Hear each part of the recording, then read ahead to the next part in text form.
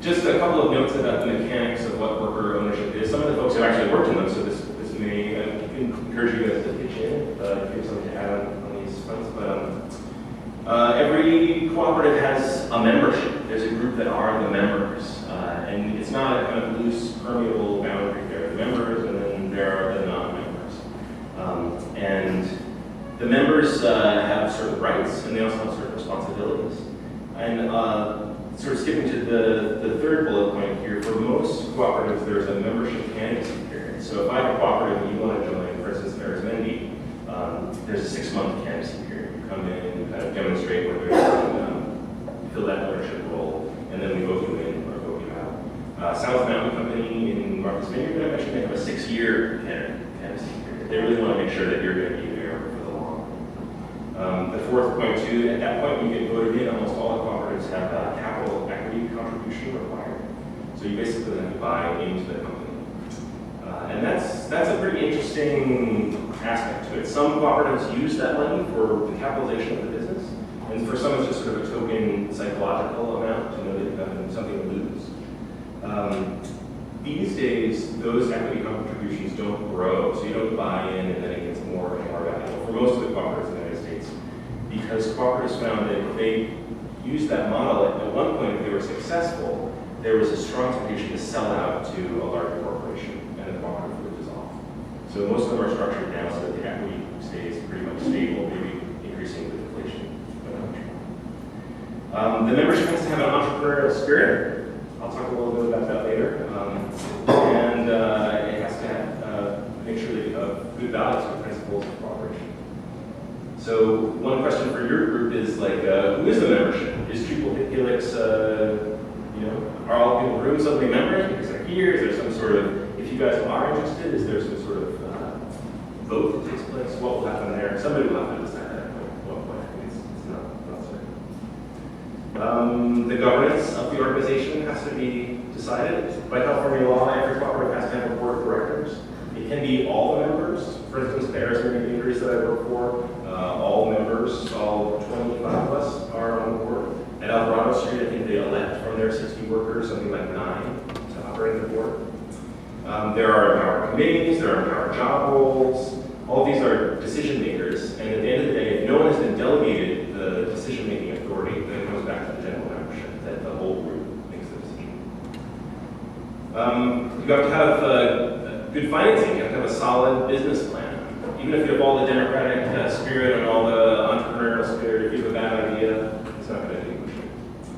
You have to have access to capital, and that's a question for the group to start considering pretty early on. How much money you're going to need to get a business off the ground, or to buy a business, where you're going to get that money from. And lastly, in the financing is to think about is the distribution of surpluses. So when the bakery or the lens manufacturing company makes a profit at the end of the year, how are they going to distribute that to the workers? Is it based on their hours worked? Is it based on their salary? Is it based on something else?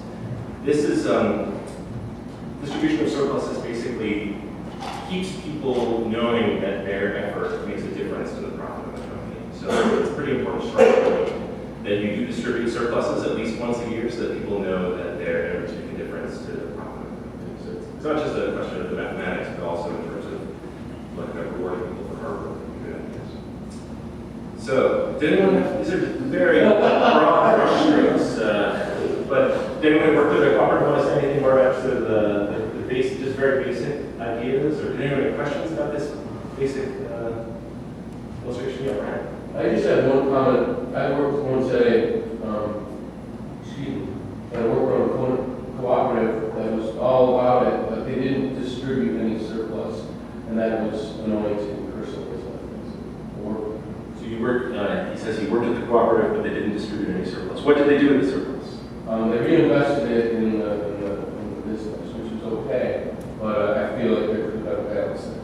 Because you didn't feel rewarded for your hard work. And I feel like a lot of people just skated along or overperformed. I think there was over and underperformance because of lack of surplus distribution. Okay. Anyone else want to say anything about their cooperative experiences or questions about these broad brushstrokes? I've been told that good fish will sell these prices. Advantages and disadvantages. And again, these are very broad ideas, but these are some of the things that people have in the literature. There are economic advantages to having a cooperative. There has been shown a tendency to have greater worker productivity. If you own the place, and if you know that at the end of the year your profit depends on your productivity, then studies have shown that there is a slight advantage in worker productivity if that happens. Now, a lot of corporations, they'll just have a profit sharing scheme, or they'll do something else which makes you feel like a part of it. So you don't have to have a cooperative kind of participation, but the cooperatives tend to have greater productivity. There is a small tax advantage. At the end of the year, the surpluses or the profits that the organization has made can be paid out to the workers as expenses, and so the corporation does not have income tax on those surpluses. And so there's not double taxation at the income tax level. Only the worker is taxed for income, not the corporation. There's an economic advantage for shared resources. Because it's a small band of people and you each have $1,000, but there's 100 of you. Say you could probably get a business off the ground much easier than if you were alone. There's job stability for the individuals.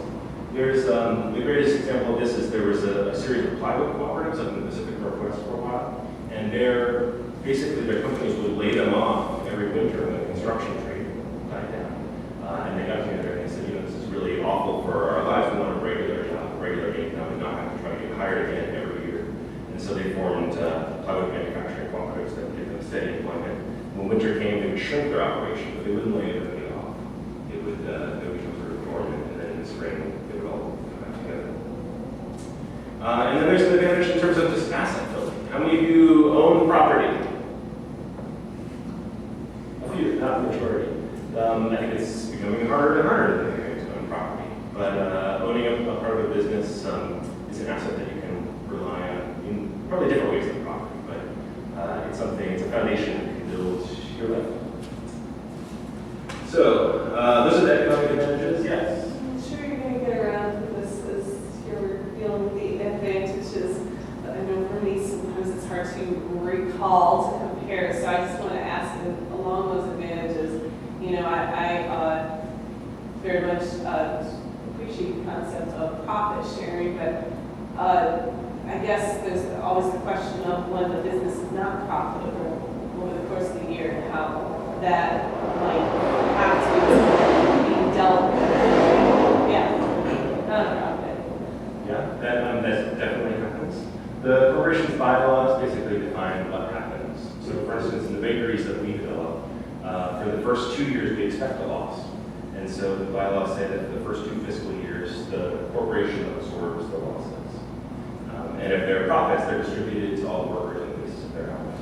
Come the 3rd year, we expect, well, if they work hard and they're marketing well, then there's going to be a profit. And at that point, if they still take a loss, the loss is distributed to the workers based on their hours. So that is often the capital contribution that people make acts as a buffer for any sort of loss. So if you've invested $5,000, let's say, and your portion of the loss that year is $1,000, that doesn't mean you have to scramble to find money to pay for the losses, but it's part of the risks of ownership, is that you could take a loss. It's your loss, it's not a boss's loss. So.